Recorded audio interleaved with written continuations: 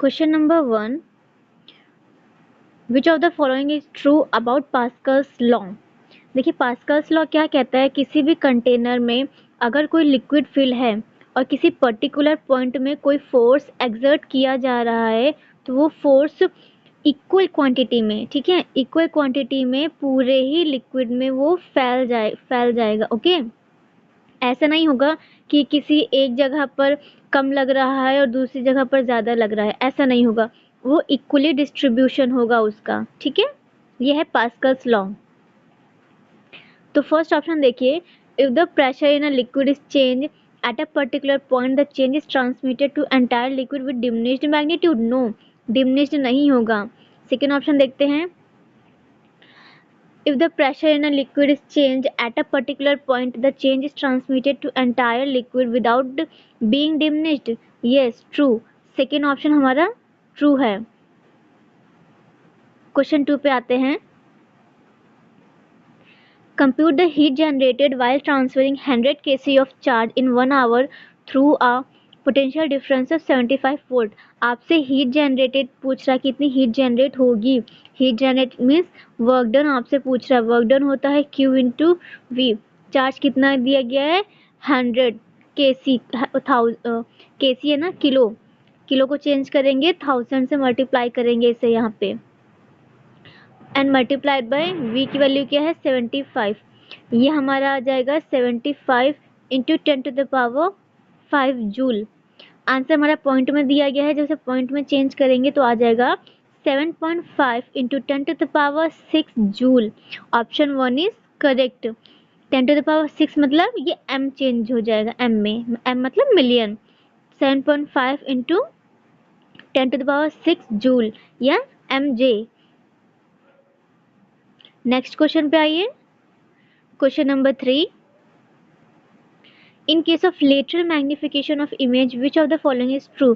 देखिए lateral magnification क्या होता है एक्चुअली, देखिए जो प्रिंसिपल एक्सिस होती है ना, इस क्वेश्चन में क्या आपसे पूछा जा रहा है, देखिए ये आपकी जो प्रिंसिपल एक्सिस है, ठीक है, इमेज अगर ऊपर फॉर्म हो रही है तो वो पॉजिटिव में, उसकी हाइट क्या होगी, पॉजिटिव में होगी। वही इमेज अगर बिलो द प्रिंसिपल एक्सिस बन रही है तो वो नेगेटिव में जाएगी, ऊपर पॉजिटिव में नीचे नेगेटिव में। यही इसी कॉन्सेप्ट पर ये क्वेश्चन बेस्ड है। तो आते हैं क्वेश्चन में, the height of the object placed perpendicular to the principal axis is taken to be positive. True, जो ऊपर बनेगी क्या होगी, पॉजिटिव, ठीक है। Next option, the height of the image is taken to be positive. इन्होंने पूरा क्लियरिफाई नहीं किया है कि पॉजिटिव कब लेनी, नेगेटिव कब लेनी है, ठीक है, कब के लिए, तो ये ऑप्शन रॉन्ग हो जाएगा हमारा। ऑप्शन 3 देखिए, the height of the image may be taken as positive और negative according to different cases. Okay, तो ये ऑप्शन हमारा करेक्ट हो जाएगा, तो ऑप्शन 1 एंड 3 आर करेक्ट, ठीक है। क्वेश्चन नंबर 4 पे आइए,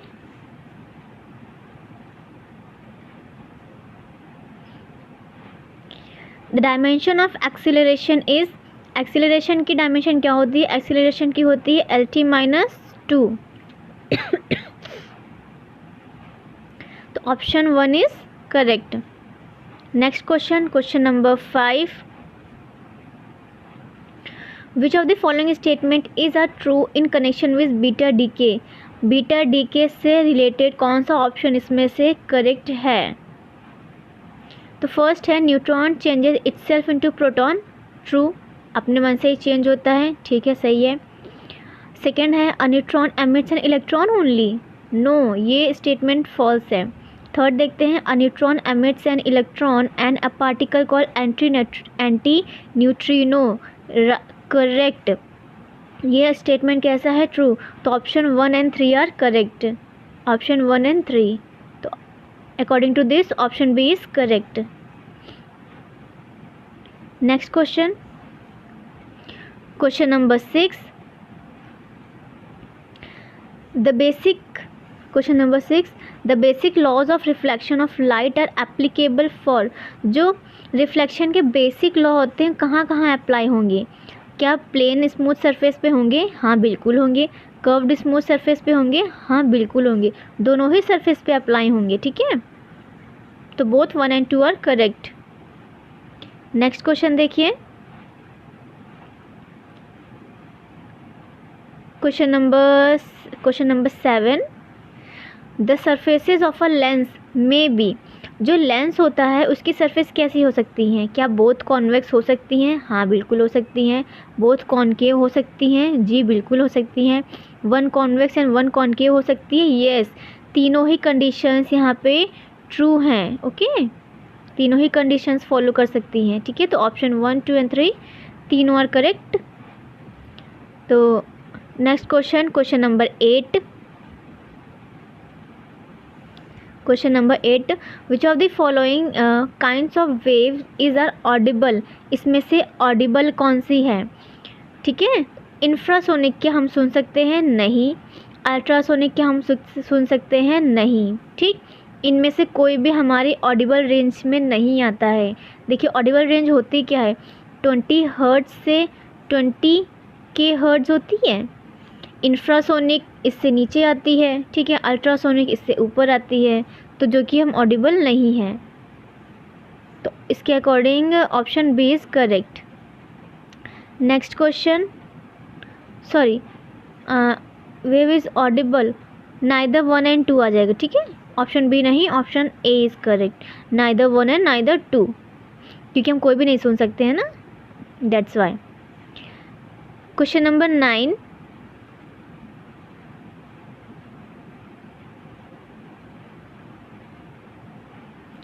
in case of total internal reflection the entire light is.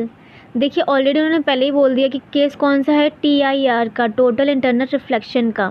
तो इसमें जो एंटायर लाइट होती है वो रिफ्लेक्ट बैक हो जाती है, ठीक है, टू द फर्स्ट मीडियम। तो इसके अकॉर्डिंग ऑप्शन 1 इज करेक्ट।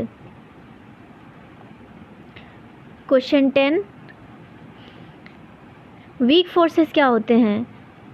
क्या वीक फोर्सेस इलेक्ट्रोमैग्नेटिक वेव्स की फोर्सेस के जैसे होते हैं? नहीं।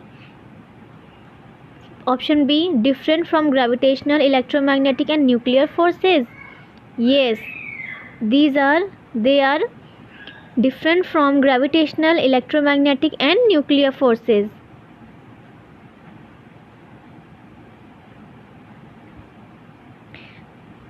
Next question, question number 11, which of the following statement is are true? First option है, motion is a combined property of the object under study and the observer. Correct. जो किसी भी चीज़ का जो मोशन होता है ना, वो किसी भी ऑब्जर्वर, मतलब किसी भी पर्टिकुलर ऑब्जर्वर के पॉइंट ऑफ व्यू से उसे देखा जाता है कि उसका मोशन कैसा है। सेकेंड ऑप्शन है, देयर इज़ एब्सोल्यूट रेस्ट और एब्सोल्यूट मोशन। नो, ये फॉल्स स्टेटमेंट है, ये हो ही नहीं सकता है।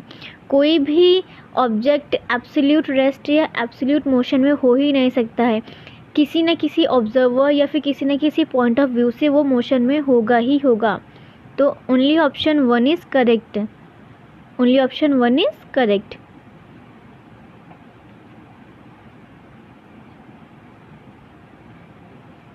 Next question, question number 12, which of the following statement is incorrect? आपसे पूछा है कि इसमें से इनकरेक्ट कौन सा है। When we connect resistance in parallel, the total resistance is smaller than the smallest of the resistance involved. जब resistance को हम parallelly arrange करते हैं तो जो उनका जो total resistance निकलता है वो सबसे छोटे वाले resistance से कम होता है। तो इनकरेक्ट आपसे पूछ रहा है ना, तो ये तो ट्रू स्टेटमेंट है। सेकेंड है, multimeter consist of ammeter, voltmeter and ohm meter. ये भी ट्रू स्टेटमेंट है। तो इसमें से फॉल्स कौन सा है? Neither 1 and neither 2, option A is correct. Question number 13,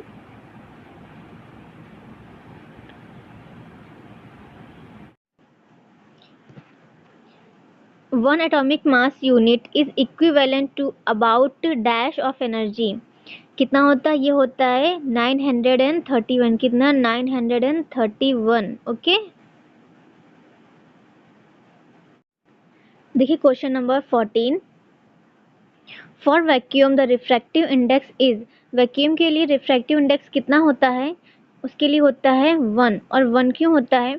क्योंकि जो इंसिडेंट वेव होती है ना, उसकी जो फ्रीक्वेंसी होती है वो जब वैक्यूम मीडियम में जाती है तो उसमें फ्रीक्वेंसी में कोई भी चेंज नहीं होता है। दैट्स वाई जो refractive index of for vacuum होता है वो इक्वल्स टू 1 ही रहता है। Next question, question number 15। Dash is a device to measure the pressure in a closed vessel containing a gas. ठीक है, तो जो क्लोज्ड वेसल्स के लिए जो इक्विपमेंट यूज होता है वो है मैनोमीटर। क्या? Option A is correct, manometer. और बैरोमीटर किस लिए यूज होता है? एटमॉस्फेरिक प्रेशर के लिए। Next question, question number 16। What is joule पर coulomb is a unit of. तो जूल किसकी जो पहले देखते हैं, जूल किसकी यूनिट होती है? जूल होती है वर्क की। वर्क अपॉन कूलम मतलब चार्ज अपॉन क्यू। तो डब्ल्यू अपॉन क्यू किसका फॉर्मूला होता है? ये होता है वी, दैट इज पोटेंशियल। ठीक है, तो option B is correct.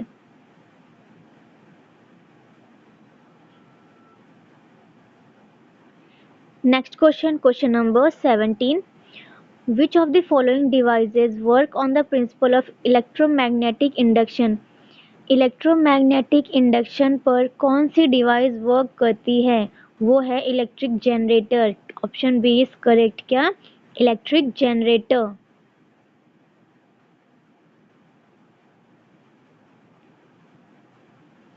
Next question है question number 18। The force of attraction F between two particles having masses m1 and m2 is given by। Simply देखिए, आपसे यहाँ से ग्रेविटेशनल फोर्स का formula पूछा जा रहा है, तो वो क्या होता है? G m1 m2 upon R square. ठीक है, कहाँ पे है ये? Option C is correct.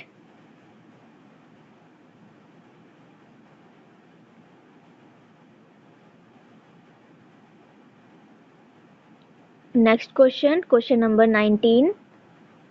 One atmospheric pressure. One atmospheric pressure किसके इक्वल होता है? वो होता है 1.01 इंटू 10⁵ पास्कल। ओके, ये है option C. Option C is correct. Question number 19 पे आते हैं। Question number 20। A virtual image is formed at the point.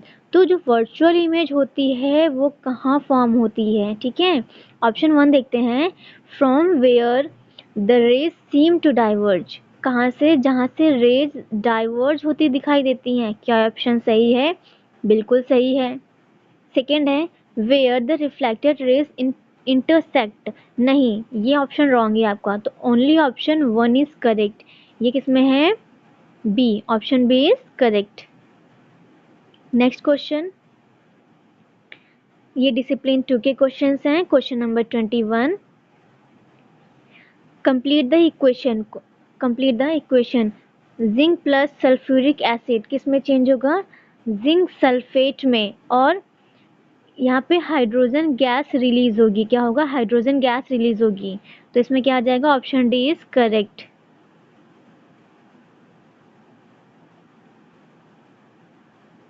Question number 22। When magnesium ribbon is burned in oxygen, it get converted to। देखिए, जब magnesium ribbon को burn किया जाता है तो वो मैग्नीशियम ऑक्साइड में चेंज होती है। किसमें? मैग्नीशियम ऑक्साइड में। Option A is correct. Next question, question number 23।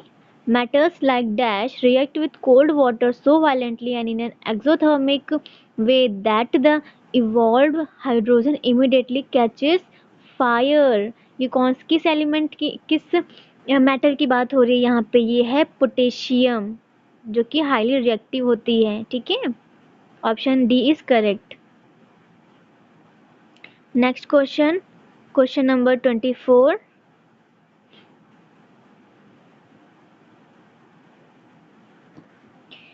Which of the following of an element have similar chemical properties but different atomic mass.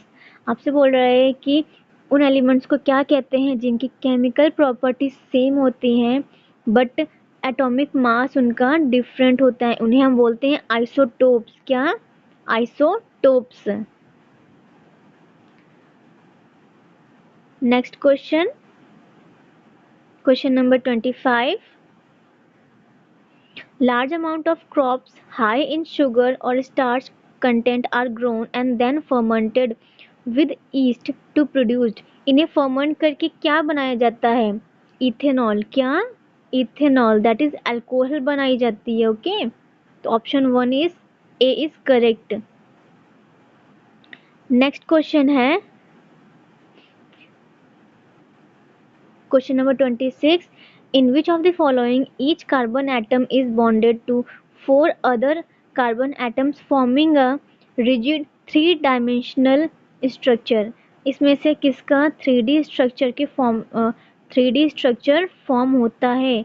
तो सिंपली इसमें देखने की ज़रूरत है नहीं है, ये है डायमंड। ठीक है, ज़्यादा दिमाग लगाने की ज़रूरत वैसे भी नहीं है इस क्वेश्चन में, सिंपली डायमंड आंसर है इसका। नेक्स्ट क्वेश्चन है 27। अल्कली मेटल्स की बात हो रही है। ठीक है, तो देखिए यहाँ पे अल्कली की प्रॉपर्टी क्या होती है, जो अल्कली मेटल्स होती है उनकी प्रॉपर्टी क्या होती है? उनकी डेंसिटी लो होती है, उनका मेल्टिंग पॉइंट भी लो होता है। तो देखते हैं ये किस ऑप्शन में है। ये ऑप्शन ए देखते हैं, low densities and low melting point. तो फर्स्ट ऑप्शन हमारा करेक्ट हो गया, option A is correct. Question number 28। Question number 28। A wavelength of a wave of wavelength 0.60 centimetre, lambda हमें कितना दिया गया है? 0.60 सेंटीमीटर। ठीक है, is produced in air and it travels at a speed, velocity यहाँ पे दे रखी है 300 metre per second. What will be the frequency of the wave? आपसे यहाँ पे फ्रीक्वेंसी पूछी गई है। क्या? फ्रीक्वेंसी पूछी गई है। तो फ्रीक्वेंसी क्या होती है? Frequency is equal to velocity upon lambda. ठीक है, वेलोसिटी हमें कितनी दे रखी है? 300। ठीक, लैम्डा कितना दे रखा है? 0.60 सेंटीमीटर में, मीटर में करेंगे 100 से इसको डिवाइड करेंगे, ये वैल्यू ऊपर आ जाएगी। देन तो कितना आ जाएगा? 300 इंटू 100 अपॉन 0.60, पॉइंट हटाएंगे 2 जीरो ऊपर बढ़ाएंगे। ठीक है, 1 0 0 कैंसिल, 6 से ये 5 आ गया यहाँ पे, तो कितना आ गया ये? 50,000 हर्ट्ज। कितना? 50,000 hertz. Option C is correct, that is 50K hertz. Next question,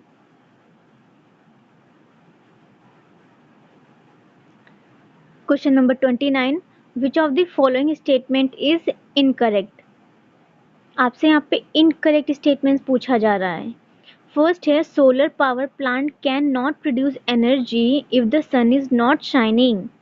ये तो स्टेटमेंट ट्रू है कि अगर सन शाइन नहीं कर रहा होगा तो सोलर जो प्लांट होते हैं वो एनर्जी प्रोड्यूस नहीं कर सकते हैं, ये स्टेटमेंट है ट्रू। बी ऑप्शन है, establishment of solar power station can be very expensive. Yes, it's a true statement. C है, solar panels need to be regularly maintained. Yes, ये भी स्टेटमेंट ट्रू है। फोर्थ है, about 60% of the incoming solar radiation is absorbed by the upper atmosphere. इसमें थोड़ा correction है, actually क्या है, ये 60% नहीं, ये होता है 70%। ठीक है, 70%। Option D is incorrect. Next question देखिए,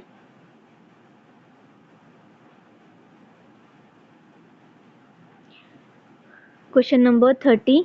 विच of the following is the correct equation for the respiration, for the process of respiration? आपसे पूछ रहा है कि इसमें से रेस्पायरेशन की करेक्ट इक्वेशन कौन सी है। तो देखिए पहले इसमें ऑड वन, पहले तो इसमें ऑड वन आउट करते हैं। ठीक है, ऑप्शन ए में देखिए ऑक्सीजन केवल O के फॉर्म में है और ये ऐसा हो ही नहीं सकता है, तो ये चला गया हमारा। ठीक है, डी ऑप्शन में यहाँ पे CO2 नहीं, O2 ही आएगा, तो O2 ही। ठीक, ये भी ऑप्शन हमारा कैंसिल हो गया। अब रेस्पायरेशन में देखिए हाइड्रोजन गैस रिलीज नहीं होती, देखिए सी ऑप्शन में हाइड्रोजन गैस रिलीज हो रही है, वो भी ऑप्शन में चला गया, वो नहीं हो सकता है। तो ऑप्शन बी रह गया हमारा, वही हमारा करेक्ट इक्वेशन है। ठीक है, ये रेस्पायरेशन की करेक्ट इक्वेशन है हमारी, जिसमें क्योंकि उसका बाय प्रोडक्ट क्या होता है CO2 and H2O plus energy, ये हमें किसमें मिल रहा है ऑप्शन बी में। नेक्स्ट क्वेश्चन देखिए, question number 31, the non metal are either solid or gases except. जो नॉन मेटल्स होती हैं या तो सॉलिड में फॉर्म में होती हैं या तो गैस फॉर्म में होती हैं, एक्सेप्ट ऐसी कौन सी है जो लिक्विड फॉर्म में पाई जाती है, वो है ब्रोमीन। कौन सी, वो है ब्रोमीन, जो लिक्विड फॉर्म में पाई जाती है। Next question, question number 32, anodizing is a process of forming a thick oxide layer of. Anodizing में हम किसका यूज करते हैं, एनोडाइजिंग में हम एल्युमिनियम की लेयरिंग की जाती है, उसमें किसकी, एल्युमिनियम की ऑक्साइड लेयर बनती है इसकी। Option D is correct. Next question है question 33, when pH of rainwater is less than dash it is called acid rain। तो वो कौन सी रेन है जिसे एसिड रेन बोलते हैं। अगर रेन का पीएच देखिए, अगर रेन का पीएच 5.6 या उससे कम हो जाता है तब वो कहलाती है एसिड रेन। तो ऑप्शन डी इज करेक्ट। देखिए question number 34, the boiling point of ethanol. Ethanol का आपसे बॉइलिंग पॉइंट पूछ रहा है जो होता है 351 के, कितना 351 के। तो option D is correct. Next question, question number 35, which of the following is not a limitation of geothermal energy. देखिए आपसे पूछ रहा है नॉट अ लिमिटेशन, मतलब आपसे यहाँ पे ये फॉल्स स्टेटमेंट पूछ रहा है कि इसमें से फॉल्स स्टेटमेंट कौन सा है। ठीक है, तो चेक करते हैं। फर्स्ट है improper drilling into the earth can release hazardous minerals and gases। True, ये ट्रू स्टेटमेंट है। बी ऑप्शन देखते हैं, if harnessed incorrectly geothermal energy can produce pollutant, ये भी ट्रू स्टेटमेंट है। सी है geothermal power plant have very high running cost, तो ये आपका फॉल्स स्टेटमेंट है। ठीक है, ये फॉल्स स्टेटमेंट हो गया। डी है geothermal power plant site are prone to running out of steam in the long run, ये भी ट्रू स्टेटमेंट है। तो करेक्ट ऑप्शन कौन सा हो गया, option C is correct.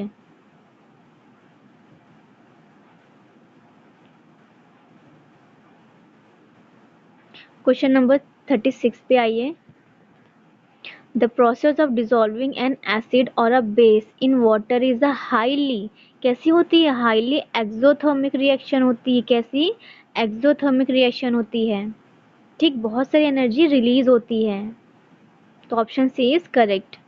Next question है question number 37, if the resultant force acting on a particle is perpendicular to its velocity then।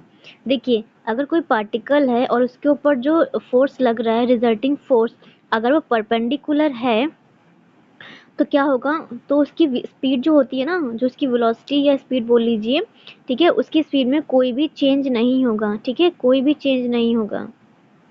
अब ऑप्शन देखते हैं। फर्स्ट है the speed of the particle changes, no. Second है the speed of the particle does not change, true. Option जो second है वो सही है। अगले ऑप्शन देखते हैं, option C, kinetic energy of particle does not change, true. जब स्पीड या वेलोसिटी, ठीक है, जब वेलोसिटी में कोई भी चेंज नहीं हो रहा है तो काइनेटिक एनर्जी भी तो हाफ mv² होती है, तो तो काइनेटिक एनर्जी में भी कोई चेंजमेंट नहीं होगा। तो 2 और 3 आर करेक्ट। और इसके according option C is correct. Next question देखिए, question number 38, tooth enamel made up of dash is the hardest substance in the body. Tooth enamel जो हमारा होता है वो किस चीज़ का बना होता है, वो बना होता है कैल्शियम हाइड्रोक्सी एपेटाइट का। किसका, कैल्शियम हाइड्रोक्सी एपेटाइट का, जो कि जो कि hardest substance in the body होता है। एंड मोस्ट इम्पॉर्टेंट थिंग, ये वाटर में डिजॉल्व नहीं होता है, ठीक है, it does not dissolve in water. Water में डिजॉल्व तो नहीं होता है, बट अगर माउथ का पीएच, ठीक है, माउथ का पीएच अगर 5.5 से नीचे हो जाए तो ये कोरोड होने लगता है, और इसे क्या बोलते हैं, tooth decay. Next question, question number 39। A particle of mass 40 gram is thrown vertically upward with a speed of 10 meter per second. Find the work done by the force of gravity. Force of gravity during the time the particle goes up. देखिए यहाँ पे आपसे क्या पूछा गया है, force of gravity, मतलब work done आपसे यहाँ पे पूछा गया है कितना होगा वर्क डन, ठीक है। पहले यहाँ पे हम क्या निकालेंगे, किस हाइट तक वो ऑब्जेक्ट गया है। तो इसके लिए क्या, इनिशियल वेलोसिटी पता है, formula u square minus V square is equal to 2gh, ठीक है। यहाँ से h की वैल्यू कितनी निकल आएगी, u कितना हो गया हमारा 100 upon 2g is equal to h। तो h की वैल्यू कितनी निकल आई, 100 अपॉन 2g, ठीक। अब वर्क डन यहाँ पे हम निकालेंगे, ठीक है, तो कितना आ जाएगा,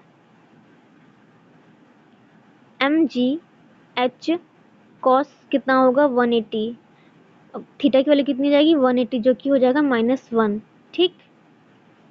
जब सारी वैल्यूज पुट करेंगे, m कितना है हमारा 40 ग्राम में है, इसे 1000 में करेंगे तो 1000 से, इसे केजी में करेंगे तो 1000 से डिवाइड करना होगा।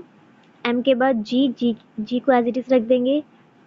h की वैल्यू कितनी आ रही थी 100 अपॉन 2g, ठीक, और cos थीटा cos 180 की वैल्यू -1, ठीक, g से g कैंसिल, 30 ये कैंसिल, ये आ गया 2, आंसर कितना है हमारा -2 joule.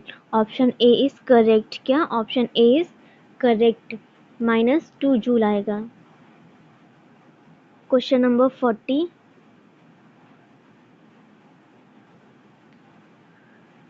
When a particle is projected upward, its kinetic energy।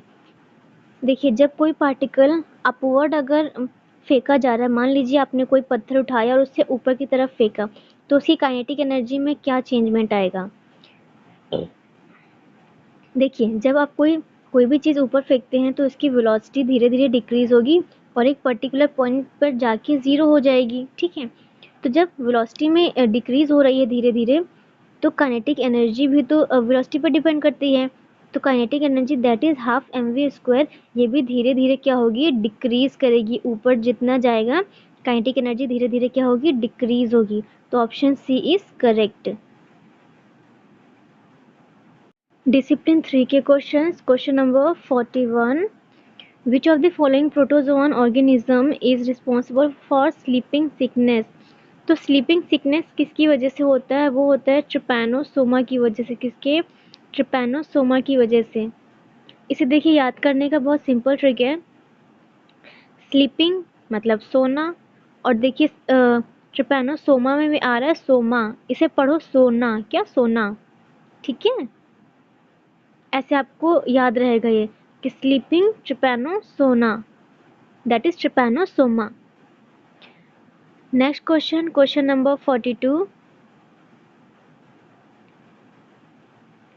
Question 42, the mass number is defined as the sum of total number of dash present in the nucleus of an atom, ठीक है। तो mass number कैसे define करते हैं, mass number क्या होता है, proton और प्लस जितने न्यूट्रॉन है, ठीक है, प्रोटॉन प्लस न्यूट्रॉन। तो option C is correct. Question number 43, the maximum number of electrons that can be accommodated in the outermost orbit is। तो जो सबसे आउटर मोस्ट ऑर्बिट होता है उसमें मैक्सिमम नंबर ऑफ इलेक्ट्रॉन्स कितने आते हैं, कितने, 8, कितने, 8 number of electrons.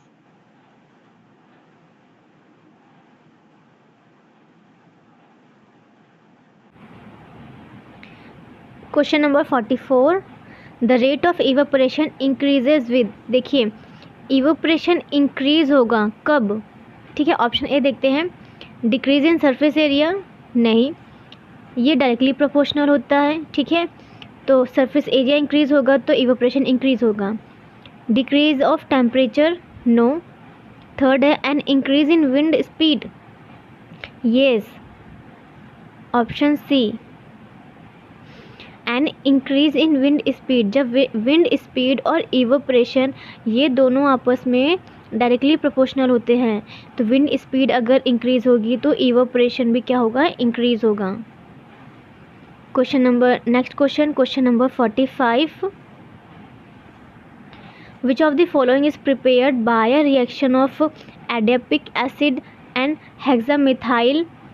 Hexamethylene diamine, ठीक है। तो इन दोनों के रिएक्शन से क्या बनता है, वो बनता है nylon 6,6।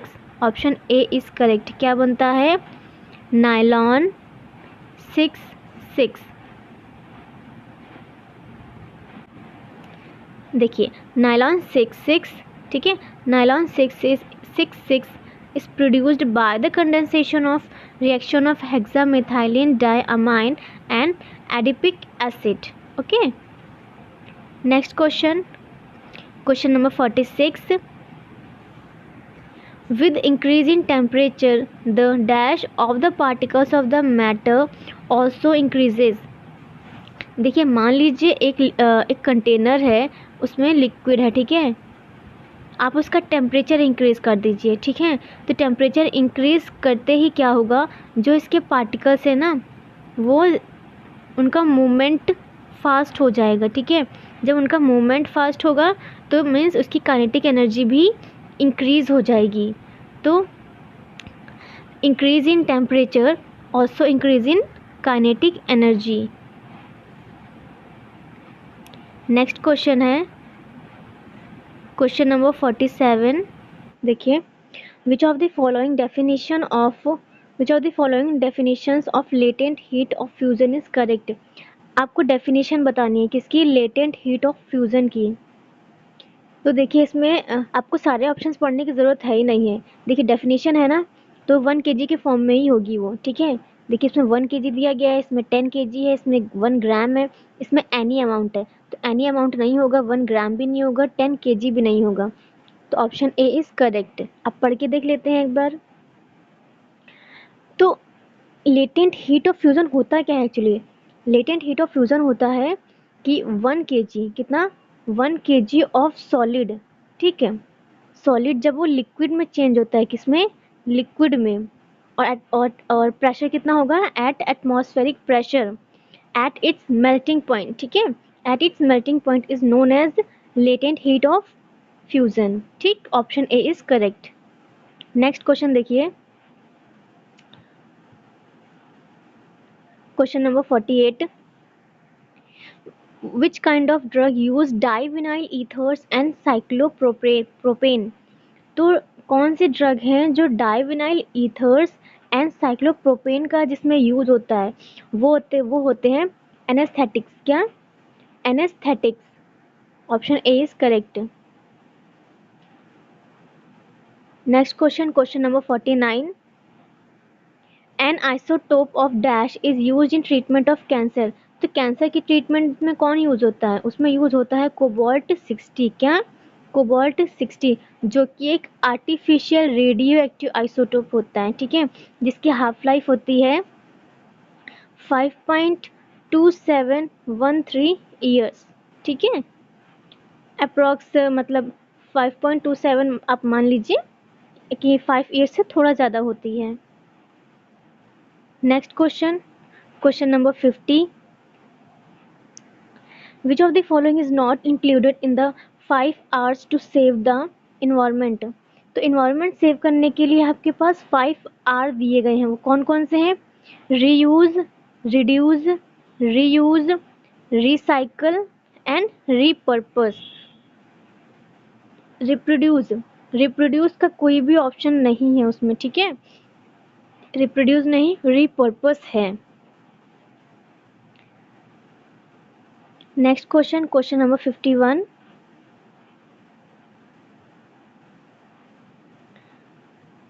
Which of the following are called valence electron. तो वैलेंस इलेक्ट्रॉन होता क्या है, देखिए किसी भी आउटर मोस्ट शेल में जो नंबर ऑफ इलेक्ट्रॉन्स प्रेजेंट होते हैं वो कहलाता है उसका क्या, वैलेंस इलेक्ट्रॉन या वैलेंसी। तो देखिए किस ऑप्शन में है, आउटर मोस्ट शेल, देखिए option B is correct. Next question है question number 52। The atmospheric pressure at sea level is. जो सी लेवल पे एटमॉस्फेरिक प्रेशर कितना लिया जाता है वो होता है 1 एटमॉस्फेयर, कितना, 1 atm, 1 एटमॉस्फेयर। तो option D is correct. Next question question number 53।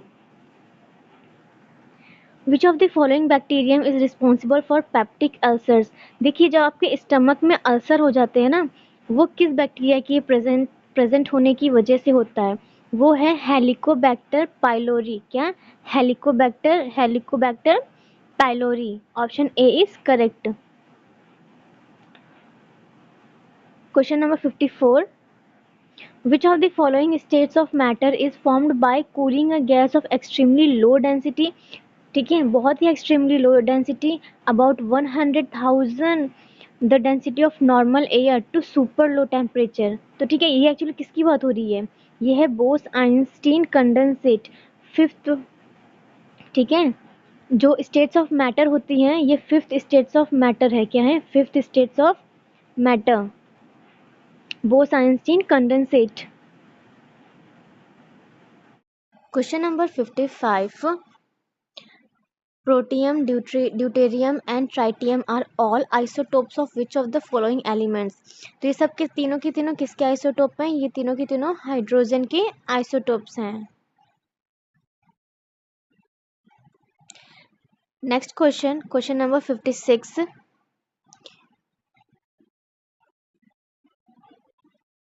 Which of the following are raw material required for making glass. तो ग्लास को बनाने के लिए रॉ मटेरियल क्या यूज होता है। ऑप्शन 1 देखिए, lime stone, silica, gypsum. Gypsum तो नहीं है, जिप्सम वाले ऑप्शन ही काट दीजिए क्योंकि वो सीमेंट का रॉ मटेरियल होता है। तो उसके क्या क्या यूज होता है, option B is correct, sodium carbonate, ठीक है, लाइम स्टोन एंड सिलिका, 3 चीजें यूज होती हैं as a raw material, sodium carbonate, lime stone and silica. Next question question number 56। In 1957, in 1913, Henry Moseley showed that the dash of an element is more fundamental property than its atomic mass। तो atomic mass से भी ज़्यादा important fundamental property कौन सी है उनके according, Henry Moseley के according, वो क्या है, option B is correct, atomic number. Atomic number is more fundamental property than atomic mass. Next question question number 58। The esophagus and the lining of the mouth are covered with dash epithelium। तो जो esophagus होता है और जो mouth की lining होती है हमारी, उसमें कौन से एपिथेलियल सेल्स होते हैं, वो होते हैं स्क्वैमस। कौन से, squamous epithelial. Okay, option C is correct. Next question question number 59। Electronic configuration of dash resembles that of alkali metals. तो ये कौन है, हाइड्रोजन। कौन, ऑप्शन ए हाइड्रोजन। हाइड्रोजन का इलेक्ट्रॉनिक कॉन्फ़िगरेशन कैसा होता है, अल्कली मेटल्स जैसा। Next question question number 60। Which of the following is an example of pteridophyta. Pteridophyta का आपसे एक एग्जाम्पल पूछा गया है और इनमें से कौन सा है, वो है मार्शेलिया। क्या, option B is correct, Marsilea. Next question discipline 4 के क्वेश्चंस हैं ये। Question number 61। Which of the following is essential for the synthesis of thyroxine. तो थायरॉक्सिन बहुत ही सिंपल क्वेश्चन है, थायरॉक्सिन को के सिंथेसिस में सबसे इंपॉर्टेंट क्या चीज़ होती है, वो है आयोडीन, जिसके लिए हम क्या खाते हैं, iodized salt. Next question question number 62। Which of the following regulates and control the amount of light that enters the eye. ठीक है, वैसे तो बहुत इजी क्वेश्चन है बट स्टिल अगर आप कंफ्यूज होते हो इस क्वेश्चन में तो ऐसे याद रखो, light, L for light, LIGHT light. और देखिए इनमें से किसकी स्पेलिंग में एल आ रहा है, वो है प्यूपिल। क्या? प्यूपिल, दैट इज प्यूपिल, PUPIL, प्यूपिल। इसमें एल आ रहा है, ये भी एल से स्टार्ट हो रही है, इसको ऐसे याद रखिए। लाइट को कंट्रोल और रेगुलेट कौन करता है, वो है प्यूपिल। क्या? Option A is correct. Question number 63, which of the following is a group of bacteria found in human intestine whose presence in water indicates contamination by disease? तो ये कौन है एक्चुअली, किसकी बात हो रही है? ये बात हो रही है कैलीफॉर्म की। किसकी? कोलीफॉर्म की। ठीक है, कोलीफॉर्म बैक्टीरिया। ओके, इनका ग्रुप अगर वाटर में प्रेजेंट है तो वो इंडिकेट करता है क्या? Contamination. That is option A is correct. Next question, question number 64, which of the following defect can be corrected by using a convex lens of appropriate power? तो convex lens किस defect में use होता है, वो है hypermetropia. क्या? Hypermetropia. Question number 65, which of the following method which of the following method of reproduction is followed by Bryophyllum? Bryophyllum देखिए एक लीफ होती है ब्रायोफाइलम की, ऐसे ऐसे ऐसे ऐसे करके आपसे पूछ रहा है कि उसमें वेजिटेटिव प्रोपगेशन कैसा होता है। अगर आपने स्कूल में एक्सपेरिमेंट किया हो तो जो ब्रायोफाइलम की लीफ होती है इसे आप किसी भी बुक के बीच में रख दीजिए। ठीक है, 15 डेज 20 डेज उसे ऐसे छोड़ दीजिए। जब उसके बाद जब निकालेंगे तो देखेंगे इसी के लीव्स के कोने कोने से रूट्स निकल आएंगी। ठीक है, ये से रूट्स निकल आती हैं और इसी को तोड़ के छोटा सा पीस आप तोड़ के अगर आप सॉइल पे लगा दो तो पूरा प्लांट निकल आएगा। तो ब्रायोफाइलम कैसे रिप्रोड्यूस कर रहा है? Bye vegetative propagation. ठीक है, bye vegetative propagation. Next question, ये देखिए ये लीव है ब्रायोफाइलम की। Next question, question number 66,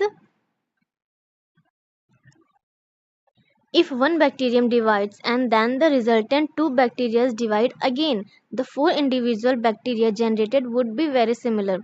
There would be only very minor differences between them generated due to, मान लीजिए एक बैक्टीरिया है, ठीक है, ये दो में डिवाइड हो रहा है, दो में डिवाइड हुआ, ठीक, और ये दो फर्दर फिर दो में डिवाइड होते हैं। ठीक है, तो कितने हो गए? 4 बैक्टीरिया हो गए। इनमें बहुत ही माइन्यूट डिफरेंस होगा। ठीक है, बहुत ही माइन्यूट डिफरेंस। और वो किसकी वजह से होता है? देखिए जब ये डिफरेंशिएट होती है ना तो डीएनए कॉपिंग होती है। क्या? डीएनए कॉपिंग। तो डीएनए कॉपिंग में ही बहुत ही स्मॉल इनएक्यूरेसीज आ जाती है जिसकी वजह से बहुत ही मतलब माइनर डिफरेंस होता है उनमें। तो option B is correct. Next question, question number 67, which of the following structure protect the spinal cord? तो स्पाइनल कॉर्ड को प्रोटेक्ट कौन करता है? That is vertebral column. क्या? Option C is correct, vertebral column. Next question, question number 68, on which of the following does the natural ageing of lake not depend? इनमें से किसमें natural ageing of lake की depend नहीं करती है? तो climate में करती है, हाँ करती है। साइज ऑफ लेक, हाँ बिल्कुल करती है। तो neither 1 and neither 2 option correct हो जाएगा इसका। ऑप्शन देखते हैं, तो option A is correct, neither 1 और neither 2। Next question, question number 69, which of the following is not a biogeochemical cycle? इसमें से कौन सी बायोजियोकेमिकल साइकिल नहीं है? ठीक है, क्या ओजोन साइकिल है? नहीं, ये नहीं है। वाटर साइकिल है, ऑक्सीजन है, नाइट्रोजन है, बट ओजोन साइकिल जो है वो बायोजियोकेमिकल साइकिल नहीं है। Next question, question number 70, during the digestion in stomach the hydrochloric acid reacts an acidic medium which facilitates the action of dash enzyme। Simply आपसे इसमें पूछ रहा है कि जब स्टमक में HCl प्रोड्यूस होता है तो HCl क्या होता है? ठीक है, एसिड है, ये एसिडिक मीडियम पूरा क्रिएट कर देता है स्टमक में।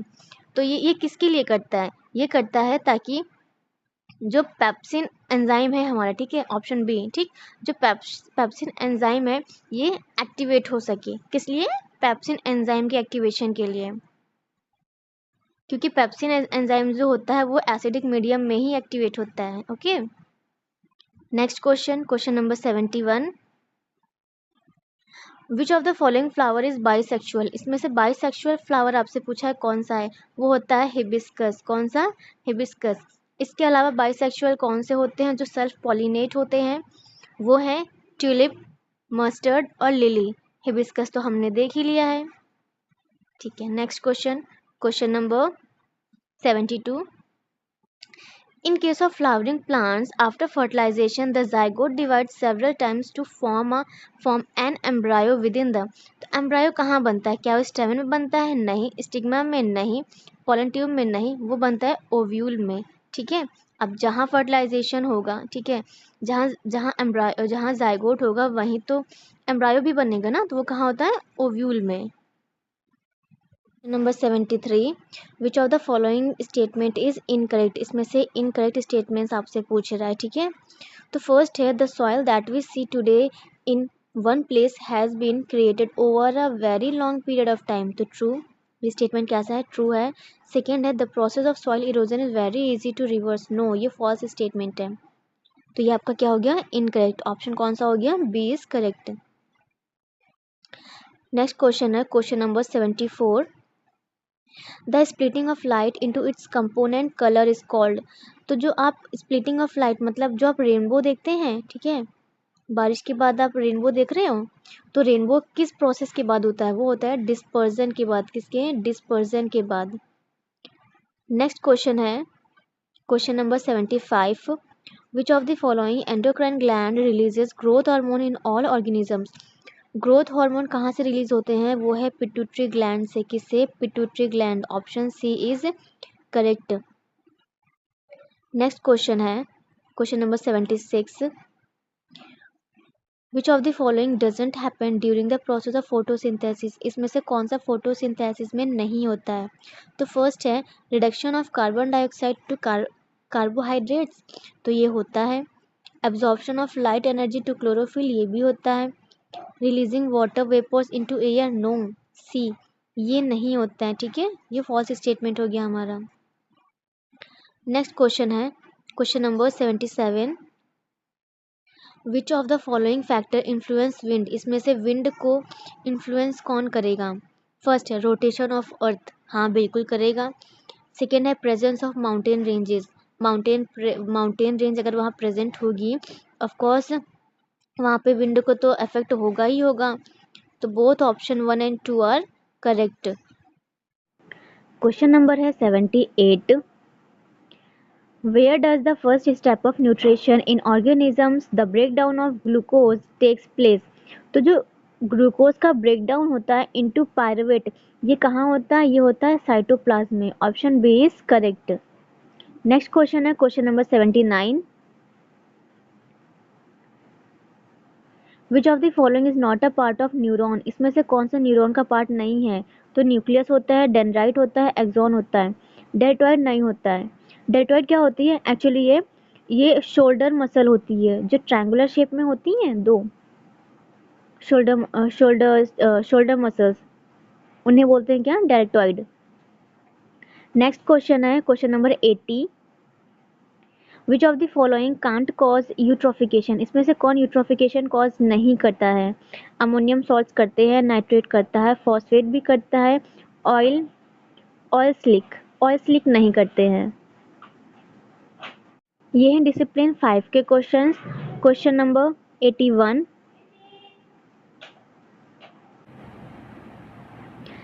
Fish culture can be done in combination with which of the following crop, तो किस क्रॉप के साथ फिश कल्चर किया जा सकता है, that is option B is correct, rice.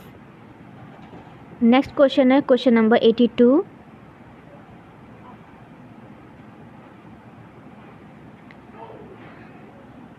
Which of the following statement is correct regarding crop production management, crop production management के regarding कौन सा स्टेटमेंट करेक्ट है। देखिए इसमें एक वर्ड आया है हायर इनपुट और एक ईल्ड आया है, इन दोनों के बीच का रिलेशन आपसे पूछा गया है, तो ऑफ कोर्स इन दोनों का रिलेशन डायरेक्टली रिलेशन होता है, ठीक है। तो देखिए किस ऑप्शन में है वो है फोर्थ ऑप्शन में, ऑप्शन डी, ठीक है। इनवर्स रिलेशन नहीं होता है, ठीक है। समटाइम्स ये भी गलत है, नो रिलेशन ये भी गलत है, option 4 is correct. Next question है question number 83, artificial insemination can be done for, क्या वो हॉर्स के लिए यूज़ होता है, गोट्स के लिए होता है, बोथ 1 and 2 आर करेक्ट, ठीक है। नेक्स्ट क्वेश्चन है question number 84, when soap is added to hard water which contains calcium and magnesium ions, what precipitate is formed, तो कौन सा प्रेसिपिटेट बनता है जब वो सोप को हार्ड वाटर में डाला जाता है, तो वो बनता है कैल्शियम मैग्नीशियम स्टीरेट्स। क्या बनता है वहाँ पे, calcium magnesium stearates, option B is correct. Next question है question number 85, which of the following is an exclusive example of industrial source of soil pollution, ठीक है। एक्सक्लूसिव एग्जाम्पल आपसे पूछा है, अब वो क्या है, फ्लाई ऐश, क्या, option B is correct, fly ash.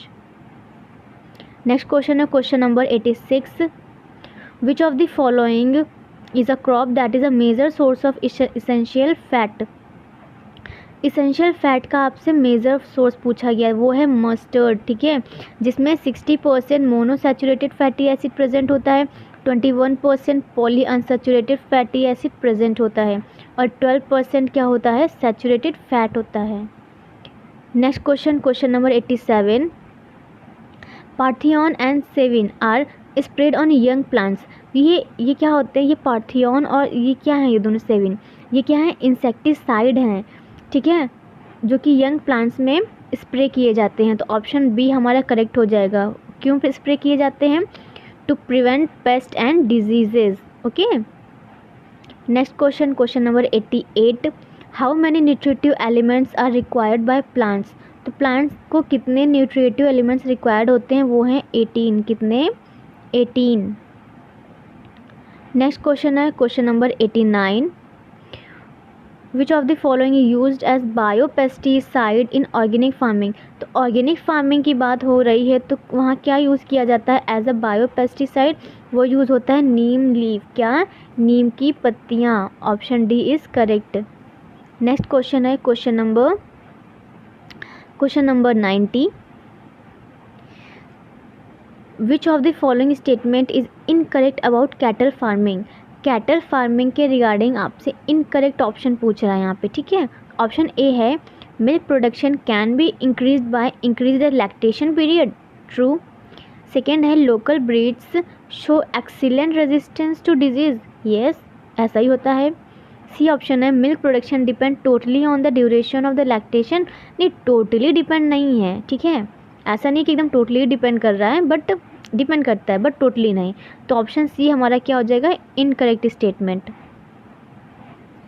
Next question है, ये टीचिंग मैथडोलॉजी के क्वेश्चंस हैं, question number 91, which of the following is a state of mind which reflect like and dislike of the learner, ये आपका attitude कहलाता है, पता है ये क्या कहलाता है, एटीट्यूड, जो लर्नर है उसके लाइक्स डिसलाइक्स, जो स्टेट ऑफ माइंड वो क्रिएट करता है अपने माइंड में, वो उसका क्या कहलाता है, attitude.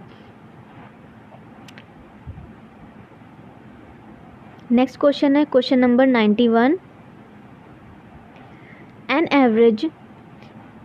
Average of how many words are accumulated in child of 6 year, एक 6 साल के बच्चे, ठीक है, अगर एक 6 साल का बच्चा है तो उसकी वोकैबुलरी लगभग कितने वर्ड्स उसकी वोकैब में होंगे, वो होते हैं लगभग 2600 के आसपास, कितने, लगभग 2600 के आसपास, तो नियर अबाउट आंसर कौन सा है, ऑप्शन बी इज़ करेक्ट। देखिए